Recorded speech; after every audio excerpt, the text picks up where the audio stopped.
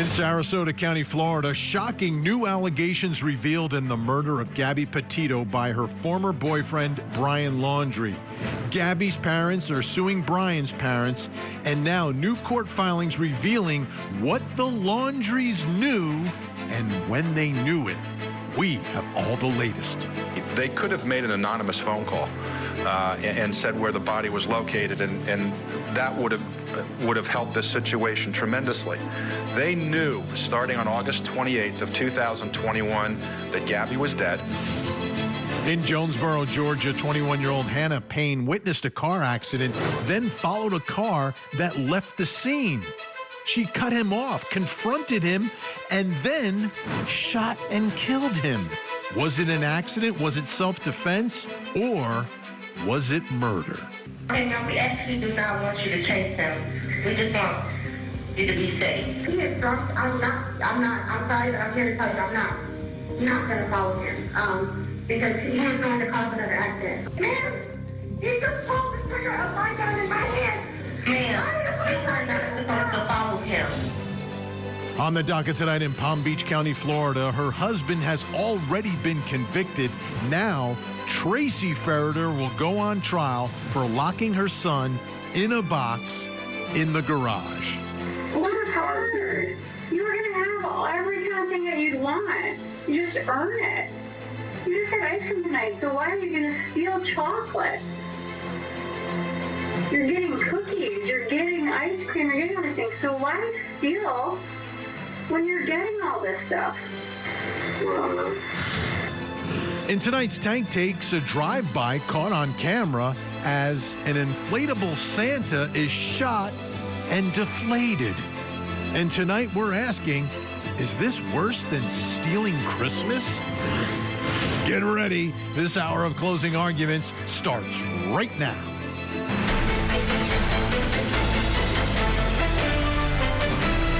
I'm Vinny Politan. Great to have you with us here on Closing Arguments. It's already been an intense Monday night here. Wow. And we've got a whole nother hour to work through. We've got some big stories, and we've got our think tank coming up. First story, Gabby Petito, you know the story, murdered by her former boyfriend, Brian Laundrie. There he is, an abuser. That's all he was, an abuser and a killer. Complete fraud and phony. Complete fraud. Murdered an innocent young woman who he allegedly said he loved. Sorry, that's not love. So there is a lawsuit, and it's going to be a trial, and we're going to cover it here on Court TV, brewing down in Florida. Brian Laundrie took his own life. We know that. We also know that Brian Laundrie took Gabby's life. We know that. Now there is a lawsuit between the parents of Gabby Petito, who are suing the parents of Brian Laundrie. And now, as this case is progressing, it's a civil case. Some depositions were taken, some new revelations, some new information. Take a look.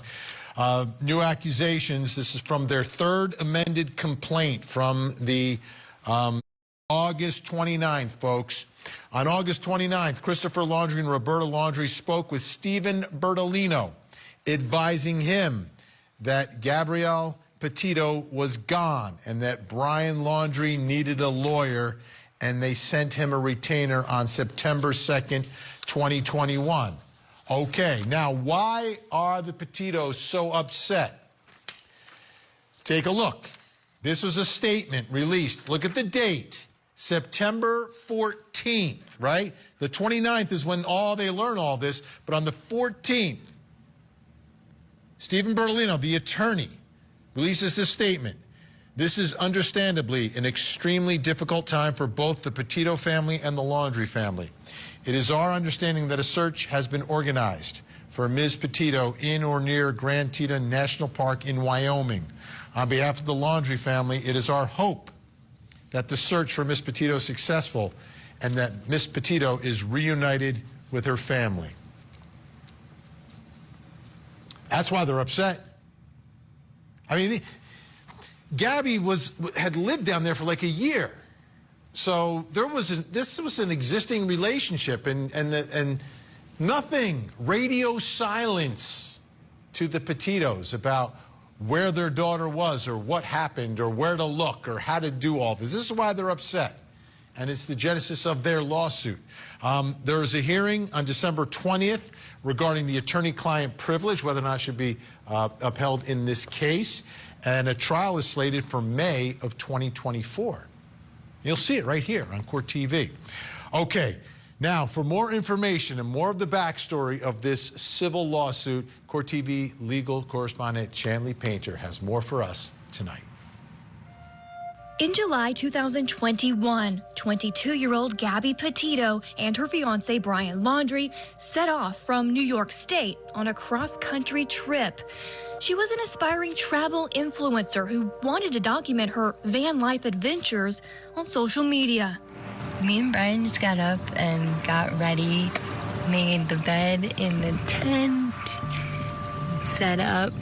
I think our plan for today is to just hang out here in the tent. Brian's stretching.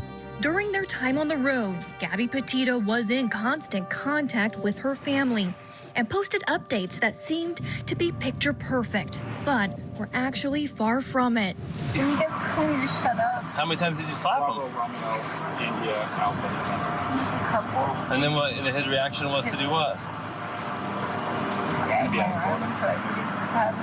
He just grabbed you? Weeks after the Moab, Utah police investigated the couple for domestic violence, Gabby Petito disappeared. Her mother last spoke with her on August 27th. On September 1st, Brian Laundrie returned to his parents' home near Sarasota, Florida. He was driving Gabby's van, and despite pleas from Gabby's parents, he and his family refused to help police in the search for her. I'm asking for help from the parents of Brian, and I'm asking for help of the family members and friends of the Laundrie family as well. On September 19th, Gabby's remains were found in a shallow grave in Wyoming, and Brian Laundrie was on the run. This is the home of Chris and Roberta Laundrie, where Gabby Petito and her fiancé Brian Laundrie lived before their cross-country van life trip. Now, if you remember, in September of 2021, for weeks, media staked out this property, protesters staked out this property, demanding that the Laundries speak out. What happened to Gabby Petito? What happened when their son Brian Laundrie went missing? But they never would speak publicly, only through their attorney. A month later, his body was found in a nearby nature preserve. Earlier today, investigators found what appears to be human remains, along with personal items, such as a backpack and notebook belonging to Brian Laundrie. Now, Gabby Petito's parents are suing Brian Laundrie's parents for the emotional pain they went through while Gabby was missing. They allege in their lawsuit that the Laundries knew that their son had killed Gabby and were protecting him. According to court documents, the Laundrie and Petito families had a cordial relationship until Gabby disappeared, and the Laundries appeared to be avoiding questions about what happened to their daughter. Instead of helping them, the Petitos say the Laundries lawyered up and cut off all contact with them as the search for Gabby was underway. The Petitos also accused Christopher and Roberta Laundrie of helping Brian hide from the police and make plans for him to leave the country. Brian Laundrie admitted in a suicide note that he killed Gabby. And while he was never prosecuted, the Petitos want his parents held accountable for their actions. The cause of action here is intentional infliction of emotional distress. And if you put yourself into the shoes of Gabby's parents, right, is there any worse distress than your daughter's missing and you don't know where she is? And what they're alleging is by releasing that information on September 14th that they're hoping for, that she's reunited with her family, it gives them this false sense of hope. And like, where is she? Like, why aren't they telling us where she is? What is going on here? I think everyone would agree it was a awful thing to do when you know someone's daughter is missing and you say nothing. Because remember, this is August 29th. And it takes weeks for her to be officially reported missing. Not by the Laundries, not by her murderer, the murderer's parents. No, no, no. But Gabby's parents had to do that. All right, let's bring in our think tank tonight. Joining us in Englewood Cliffs, New Jersey, criminal defense attorney, former prosecutor, Al Wunsch III. Also joining us, international man of mystery in Antigua, criminal defense attorney, Darnell Crossland. And in Philadelphia, Pennsylvania, family law attorney Jennifer Brandt. Great to see everyone tonight, and we can make that connection over the waters and everything else. This is fantastic. Al, I'll begin with you. Let's get to the case, okay? All right. You'll have time to get to Darnell, but let's get to the case first. Intentional infliction of emotional distress. Yes. I mean, you can't imagine the pain that the parents went through during this time where things are not known, and the Laundries knew, and then the Laundries released something that seemed to indicate that, oh, maybe he'll find her and she'll be alive. What are your thoughts? Well, I mean, it certainly is intentional infliction of emotional distress. I mean, it's information that they knew, information that by withholding was going to put these people into a position where, one, they were hopeful, two, they were, still maybe of the belief that she was alive and that things were going to be okay. And they knew that she was not, well, she was gone. She was gone. So, in that kind of a situation with regards to the issue of that, I mean, what parent would not be distressed as a result of that? And, because the proof is beyond a reasonable doubt, I mean, I don't see how a jury is going to do anything except find in favor of these poor people. Darnell, looking at this case, so Brian Laundrie, he's an adult. He's not a minor. He's not a juvenile. I'm not going to call him a man, because I don't think a man would do something like that. I don't think men abuse women. I think they're cowards. But he's an adult. The law saw him as an adult when he was alive and when he murdered Gabby. He calls mommy and daddy, get me a lawyer. And that all takes place August 29th. And then the parents say nothing. Nothing.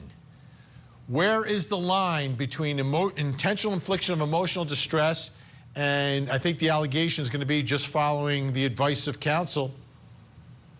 Well, a couple things. One, if Brian was brave enough to stay alive and face the music for what he did, then my brother counsel at the bar would be right. It would be beyond a reasonable doubt. But in this case, it's a civil case, so my brother Al Wunsch misspoke. The burden is not beyond a reasonable doubt. It's a civil case, so it's a preponderance of evidence. So it's a little different. He cowered out. So in this particular case, the question would be as to whether, in fact, these parents lawyered up because they knew what happened, or because they took the approach where they don't say anything and don't ask any questions. Some lawyers do the same. Their clients come in the office, and we don't want to know if you did it. We just want to make sure that we face the indictment or whatever it is. So here, the question would have been, is it negligent infliction because they were reckless and maybe they should have said something? Or was it intentional because they knew? And we don't know that for sure. And so that's where I grapple with. So we don't know. In the deposition, they admit that it was, according to the plaintiffs here, in this deposition, they admit that it was a frantic call, and he said, Gabby is gone. You don't interpret so gone as dead? Yeah. No, it could be gone like she left me, and maybe I can't say I left me. Face, she left me. You need to get me a lawyer. Why would you need to get him a lawyer? But for her being, is there any other reason to get a lawyer if a girlfriend leaves a boyfriend? Help me with that. Jennifer might help us out with that. But Jennifer Brandt, you don't even need a family law attorney there, do you? No, you don't. But what I think what everyone's forgetting here is that you have a set of parents, and I'm not defending them, but I am saying that they are parents, and this is their son calling them. He's in trouble. Get me a lawyer. Gabby's gone. they may be in a state of panic themselves. Like, what do? They want to protect their son. I know we look at him as a callous killer, and he obviously killed himself, so he was guilty. We all know that in retrospect.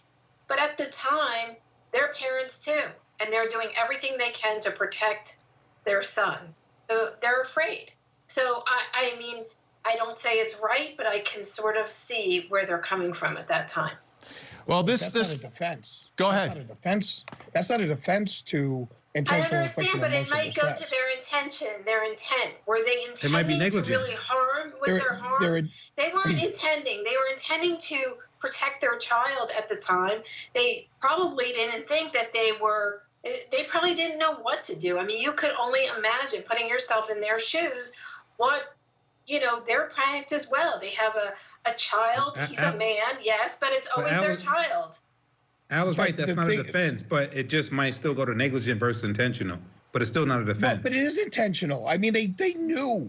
I mean, it's They not knew a what? They question knew of that whether she it was was negligent. gone. I mean, the But fact Al, they didn't knew she know. was. They didn't know that he killed wait her a at minute, the time. Wait a minute. They It's knew that she gone, was and I gone. need a lawyer. It's gone, and I need a lawyer.